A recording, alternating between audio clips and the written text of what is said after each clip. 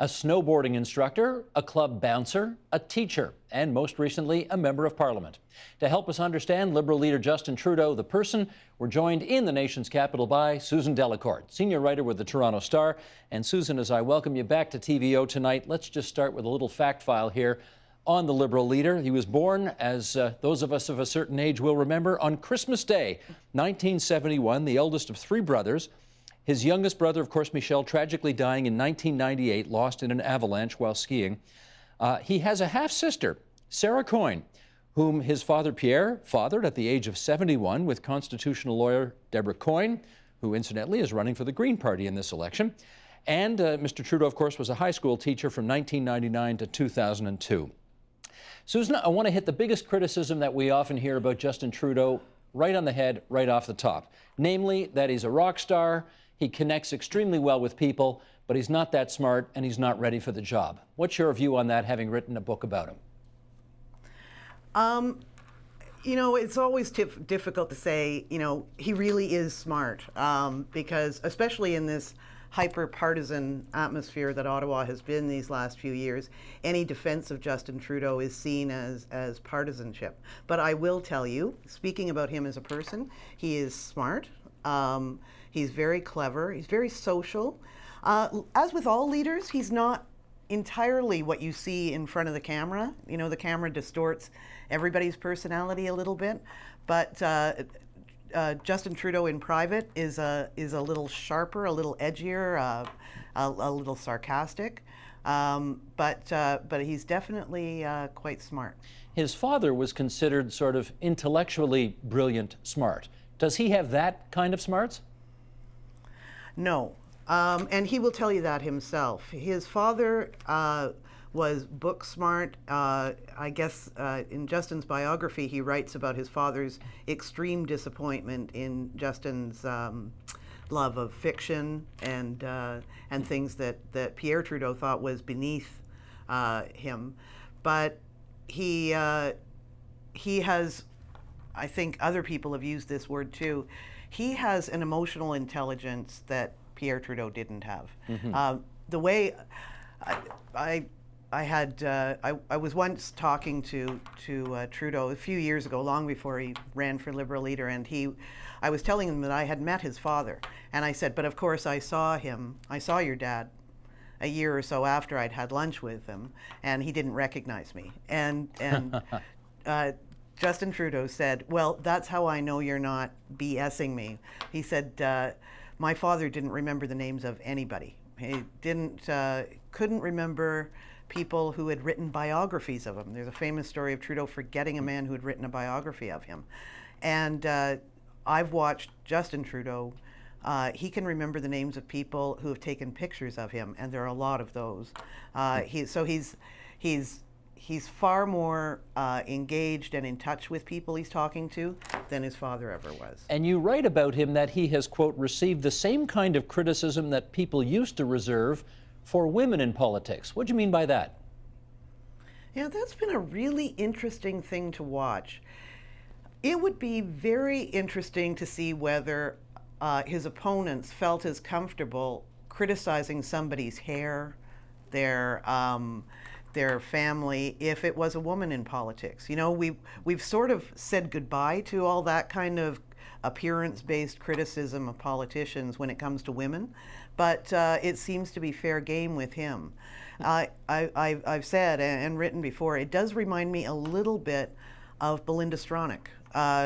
You know, the allegation against Trudeau is much like Belinda, is that she doesn't have any brains, she got all her power from her father, her hair changes all the time, and it's very much similar to what you see said about Trudeau. And I do think it's interesting that he's that some of the causes he's championed, for example, on pro-choice, have been in touch with women as well. I think it's just an interesting development in our politics right now. Let's talk for a moment about his childhood, because, of course, of anybody who's ever run for Prime Minister, you know, he grew up at 24 Sussex Drive. No one else can say that. Did he have anything resembling a normal childhood? I think his father was very careful to give him a pretty normal childhood. And remember, I think the biggest event in their lives was the split up of the family. And Margaret Trudeau moved into the neighborhood, not far away from 24 Sussex, but there are stories of Trudeau wheeling his bike around New Edinburgh neighborhood, trying to escape the RCMP. I guess that's not normal for. But I do think that that his father was careful to try to bring them up with their mother, their father, as best they could over a broken home, and give them a reasonably normal childhood. I think it was more growing up as the son of Pierre Trudeau, not necessarily Prime Minister Pierre Trudeau, that would be the unusual part. He was an older man, very demanding of his kids in terms of athletics, books, intellect. So I think that was the big challenge. But if I remember, will say too. Sorry, go ahead. Yeah, I will say too that it's worth reading Margaret Trudeau's books, especially her book on mental illness, to see what Justin Trudeau might have been growing up with. There's a part in his own biography where he's talking about being at school, playing dodgeball, and he's pulled out of class to come and deal with his mother, who has fallen apart and is weeping because her boyfriend has broken up with her. And the recollection in the biography, Justin's biography, ends with, "I was 11 years old." So I think growing up with Margaret Trudeau as a mother was not an easy thing for him. Growing up with a mother with mental illness is not easy for an older child. He's referred to it, she's referred to it, but I think some of that you see in the way Trudeau talks about that whole issue of mental illness and disability. So in some respects, a person who had to grow up rather quickly given where he lived and who his parents were, but on the other hand, you know, a camp counselor, snowboard instructor, a bouncer, whitewater rafting instructor, a radio host, a high school teacher, an engineer school dropout, a grad school dropout. This is a guy who looked like he took a long time to find his path. Why do we think? When I was writing the book on Justin for the Star, I couldn't really put my finger on what that was. I think everybody has a certain amount of trying to find oneself. We saw that Stephen Harper himself dropped out of school and went and worked in a mailroom for a few years. I think it was prolonged in Justin Trudeau, but there was always sort of a ringing back to politics. You'd see him sort of circling around Liberal. So I wasn't totally surprised when he settled on politics.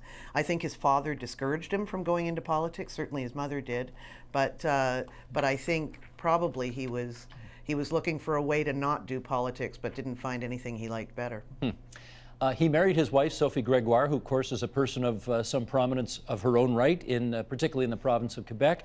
They were married, I guess it's about 10 years ago now. Talk to us about nobody knows what really goes on in anybody's marriage, but we can have some sense about what she is like as a political advisor for his professional desires. What role does she play in that regard? She is a very strong person, and this is another thing that Justin Trudeau says that he learned from his father, that he was going to marry somebody who was not dependent on him, was the same age as him, and somebody with a strong personality as him, so that it was more of an equal relationship. I think he thought his parents' relationship was rather unequal. So he regards her as a partner in things. I don't think she's wild about the political life. We saw that their house being broken into in Ottawa was very upsetting to her. She's not front and center on the campaign trail as some people had expected she would be, but I think she is. I have sat with Trudeau after he's done events, and she's been on the BlackBerry to him, or the smartphone, I think it was the BlackBerry, telling him in strict terms whether he'd done well or not. So I think he does rely on her and respect her judgment in matters.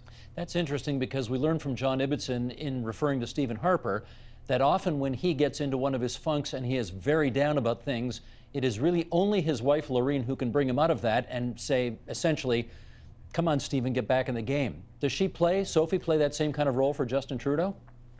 Yeah, I actually asked him about this. I ran into him in an airport, in Toronto Airport. Everybody was snowed in. It was one of those February nights where everybody's plane was getting canceled, and Trudeau was saying that he was uncharacteristically, he doesn't drink a lot. He'll have maybe one drink, but he was going off into the bar all by himself. And what he was angry about or worried about was that he had to phone home and talk to Sophie and explain he wouldn't be home for dinner. And I said to him when I was writing the book on him, often you talk about Sophie as though you're going to be in trouble with her, that she's going to be laying down the law. And he said, "Oh, that's interesting. I hadn't thought about that before, but I think she does. He is very mindful of keeping him on track, and I think he does turn to her definitely, and the kids when he's down." We do have to talk dynastic politics here. It's very hot, obviously, south of the border right now with the Bushes and the Clintons. And there is some of it here in Canada as well. When asked whether he considers himself part of a political dynasty, he, of course, always says no. He says dynasties are about passing on hereditary titles, and there was nothing hereditary or inevitable about going into politics or me even being successful in politics. And I wonder whether this is one of those examples where methinks he doth protest too much. I mean, his father was prime minister. His maternal grandfather was a successful cabinet minister in Canadian history as well.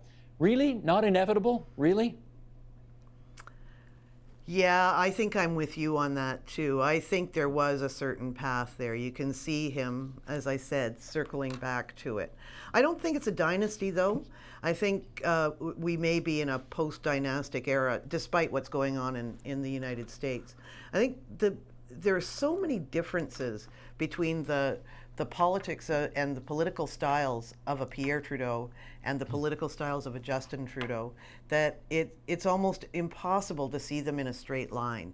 And it's interesting all the ways in which he has gone about throughout his leadership campaign and this election campaign, attempting to draw a little box around his father and say, "I'm not him," whether it's on the National Energy Program or more recently telling CTV's Bob Fife and then Peter Mansbridge that he intended to provide some symmetry by stopping the centralization in the PMO that his father started. I think, so I've been to those events where there are women, they're just a little bit older than me, despite the fact that I've been covering politics a long time. I was a little too young to be a Trudeau maniac. So I've seen the women a little bit older than me at all those rallies and all the events, hoping that, showing up because they think that Justin Trudeau is going to be another Pierre. And I think in that they would be disappointed. And the other interesting part of the crowd are all the new people he brought in who barely know who Pierre Trudeau is. Right, so right. It's managing those two that's interesting.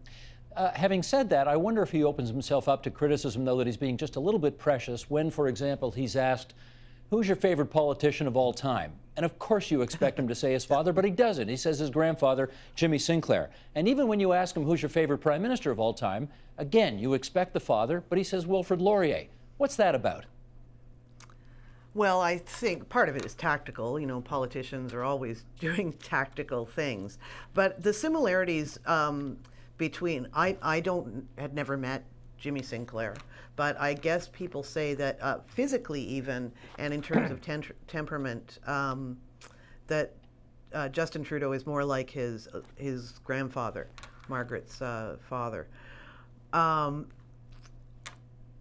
the Laurier question, I actually think that's a little bit of Gerald Butts and a little bit of Justin Trudeau. I think they liked settling on the idea that a prime minister of sunny ways, as Laurier was, is what Justin wanted to emulate. So I think the Jimmy Sinclair comparison that he makes is genetic, genealogical.